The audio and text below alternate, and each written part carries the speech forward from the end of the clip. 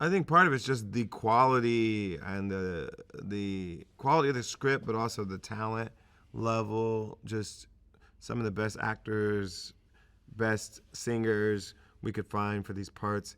It's just gonna look and sound so beautiful. Such a great story, and we've never seen anything like It this doesn't exist. on the big screen before, and it's gonna be powerful. Yeah, just summing up what he said, I think the most powerful thing about it is we've never seen it before. It's literally a first, and I think that's what gets us really excited about presenting something to the world that optically has people that look like us. It creates an environment where little kids can kind of see themselves on the screen, and I think that's what's going to make this movie so epic and an evergreen title that'll be around forever. As a parent of a young girl, you're very aware of the images that they take in and their presentations of what is beautiful for them. And even at the age of 3, you already see certain the films that influence them affecting the way they think about what's beautiful, what's to be admired, what inspires them. And so often with so much media that's designed for kids, there aren't a lot of representations of brown and black girls and of them as ideals of beauty, of smarts, of talent, of leadership, of ingenuity. There's just not a lot of those images out there. And I am personally excited to show this to my daughter so that she can see herself on the screen in a way that's going to be really inspiring for her. The first time I saw Madeline playing Journey, I just thought about how much my daughter was going to fall in love with her. It feels nostalgic, it feels timeless, it feels classic, and we tried to write songs that were classics too, songs that would stand the test of time, and I think they will. I was excited for us to work on this film in any respect because I thought it was a great script and a great opportunity to make something new and exciting. But of course, I write songs for a living, and when David asked me to write some ideas for this film, I wrote a couple ideas, but he brought me the idea of doing something called Make It Work for this particular scene. He described what the energy of the scene would be like. He suggested Making It Work as a title because he wanted to connect the idea of making the toys work, making the robots work, and then making a relationship work, a relationship that was broken, that was estranged. And so I sat there and I wrote that idea. He was sitting next to me on the piano in my house, and I sketched out the idea for it right there on the spot when he said, let's do a song called Make It Work. I sketched out the whole idea, and then he loved it, and then I wrote the lyrics basically responding to kind of the moments in the script that we were at, and just wanted to tell the story and connect to what the characters were feeling in that moment. I didn't know Anika was going to be singing it, but woo, am I glad she is. She sounds so good. She's obviously an extremely gifted and renowned musical actor, and she is killing it. I'm so happy to hear the words and the melodies that I wrote through her voice and through the great Forrest Whitaker. I've never actually had a song that I wrote that was sung in a film. So I've had songs that were on soundtracks.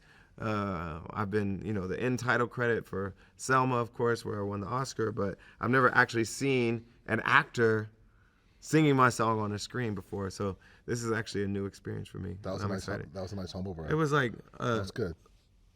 like a mellow. I have an Oscar Yeah, that's cool. drop. Yeah, it's nice.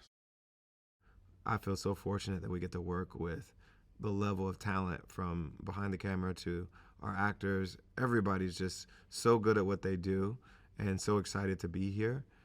It makes coming to work every day very cool experience. And the other great thing about producing is it's not just about being on set. It's all the steps that you take to get to set. It's about developing the script and getting the story to a place where you feel like it's ready to kind of be shot. And it's about being on set and, like John said, getting the actors and putting the team together, watching them execute to the point you feel like each take you get what you need, and then you go into post and you're a part of that process. So producing, it's a full-fledged fun ride to the screen.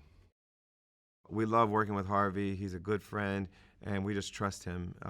He makes such great musical decisions. He knows how to take something from being an idea to being a full record and making it really fit with the film and with the action on the screen.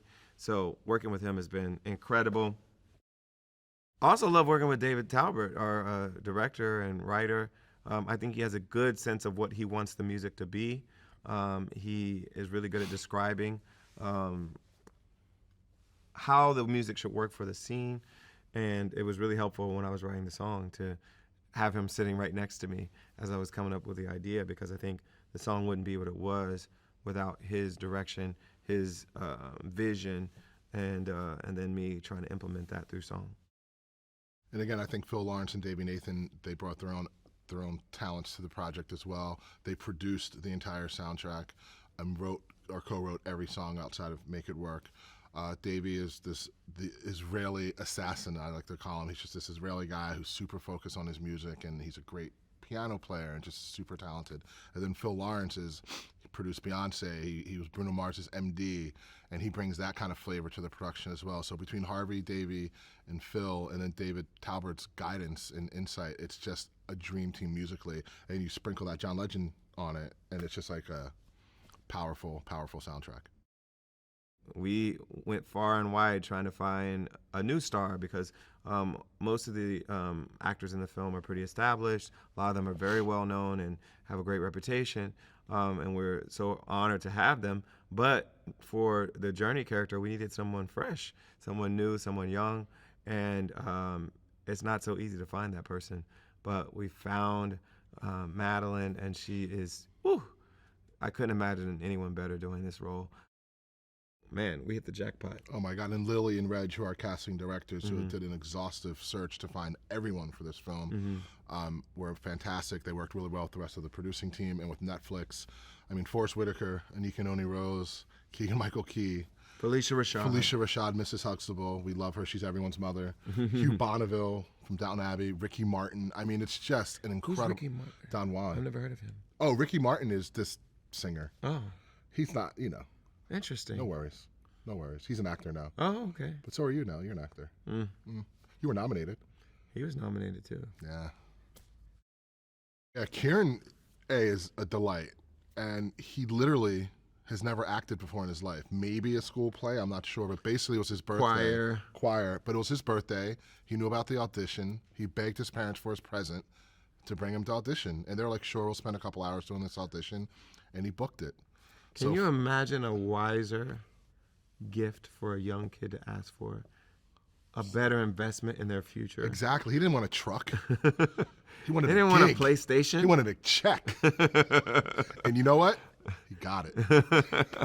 First audition, first booking. Wow. That's vision. It's vision. I love it. I mean, he set the bar pretty high. But he's delightful. He's a sweet kid. He's always smiling. Maddie tortures him, which is so much fun for all of us to watch. But he's special. I think one of my favorite scenes I've watched this film so far is when Jessica is sending Journey off to meet Geronicus for the first time, and there's that stress of like, when I was a young woman, he wasn't there for me, which is what forced me to leave and start my family, become estranged from him, and now I'm sending my child into that same environment. And I just think that was such a powerful moment of a mother kind of relinquishing her fears for what could potentially be the greater good. And again, it's about second chances and forgiveness, so I thought it was a really powerful scene.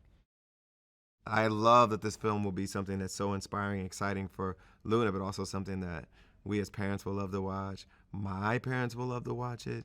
I think it's just really entertainment and joy for all generations. This movie is joyful. It's about forgiveness. It's about second chances. There's beautiful songs in it, and it's not all bubblegum. It's like actual family drama that I think a lot of people will resonate with.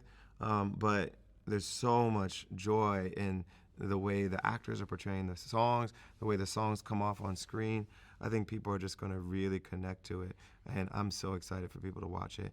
It's for everybody. I think people who love musicals, people who love holiday films, black audiences that will be excited to see themselves on the screen in this type of film that they really haven't seen before. I think so many audiences will love it, but mainly people who like joy. You know, it's just a fun movie. I mean, and one thing we haven't really talked a lot about is the choreography in the film, and the dancing is absolutely out of this world. And I just think, again, people are going to gather around the TV, put on Netflix, choose Jingle Jangle, and have a great time. It's going to be 2 hours of fun.